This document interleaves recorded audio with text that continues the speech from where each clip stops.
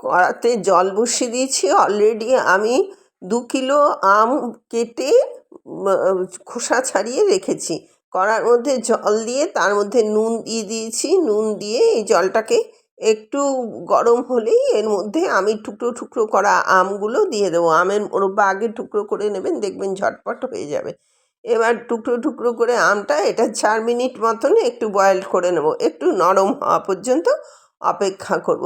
এটা বাড়ির গাছের আম, এগুলো সব টপাটপ পড়ছে আর আমি তুলে তুলে এইসব করছি। এবার এইটা আপনার করার পরে এটা একটু 4 মিনিট বয়েলড হওয়ার পরে আমি আবার ফিরে আসছি।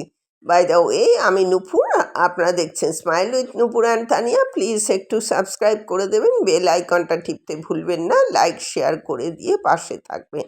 তাহলে নিত্য নতুন রেসিপি আপনাদের কাছে যথাসময়ে যখনই আপলোড করব তখনই এটা পৌঁছে যাবে। এবার আবার ফিরে এলাম রান্নায়। দেখুন এইটা প্রায় কালার চেঞ্জ হয়ে গেছে, মানে ট্রান্সপারেন্ট হয়ে গেছে এটা। এবার এটাকে গ্যাসটাকে নিভিয়ে আমি জলটা ছেঁকে তুলে নেব। জলটা ছেঁকে তুলে নেওয়ার পরে এইটাকে দেখুন আমি সব কটা তুলে নিচ্ছি। এবার তুলে নিয়ে ওটাকে রেখেছি। এবার কড়া বসিয়ে দিয়েছি। কড়াতে প্রায় 1.5 কিলো চিনি আর গুড় মিশিয়ে দুটোই দিয়েছি। অল্প একটু জল দিয়ে দিলাম, দিয়ে এটাকে আমি রস করব। গুঁড়ো দিয়ে দিলাম, আরও কিছু গুড় দিয়ে দিচ্ছি, দিয়ে এটাকে আপনার রস করব।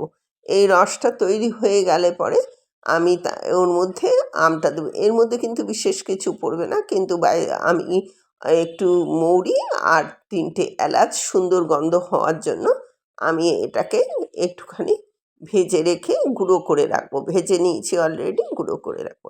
এবার এই রসটা হয়ে গেলে পরে রসটা ফুটতে শুরু করেছে। এবার এই রসটা একটু ঘন হলে দেখবেন 1 সুতোর মতন হচ্ছে কি না হাত দিয়ে, বা ঘন হলে খানিকটা যদি দেখে বুঝে যাবেন যে এটা ঘন হচ্ছে, পাতলা নেই, তখন আমটা, কারণ আমটা অলরেডি বয়েলড হয়ে রয়েছে, সেই জন্যে এটাকে একটু ঘন হওয়া দরকার। মানে 1 সুতো যেটাকে বলে, সেটা যদি বুঝতে না পারেন 1 সুতো, তাহলে ঘন করে নেবেন। ঘন বেশ হয়ে গেলে, চিটচিটে মতন হয়ে গেলে পরে তারপরে এটার মধ্যে সেই আমগুলোকে একটু তুলে দেবেন। তুলে দিয়ে ঘন হলেও দেখে বুঝতে পারবেন এটা যে রসটা হয়ে গেছে। এবার আমগুলো আমি তুলে দিলাম যথারীতি। যখনই আমটা পড়বে নরম হচ্ছে, কিন্তু গুড়ের মধ্যে আমটা পড়লে পরেই দেখবেন আমটা শক্ত হয়ে যাচ্ছে। এটা নরম থাকবে কিন্তু বেশ শক্ত শক্ত মনে হবে।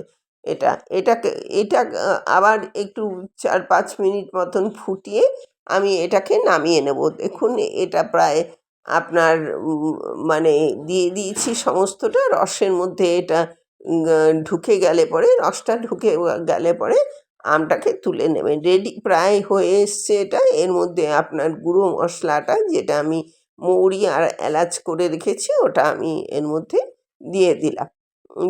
দিয়ে দিয়ে দিয়ে দিয়ে তারপরে এটাকে আপনার একটু নেড়ে চেড়ে একটু ঘন হওয়া পর্যন্ত অপেক্ষা করব, কারণ এটা অলরেডি ঘন হয়ে গেছে, তার মধ্যে এটা আরও ঘন হয়ে যাবে। Ready to serve. এতক্ষণ আমার সাথে থাকার জন্য অশেষ ধন্যবাদ। পরবর্তীতে দেখা হচ্ছে যে কোনো এপিসোডে যে কোনো রেসিপি নিয়ে।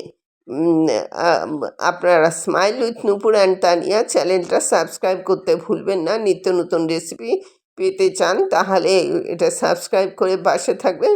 আমি যখনই আপলোড করব আপনাদের কাছে যথাসময়ে পৌঁছে যাবে।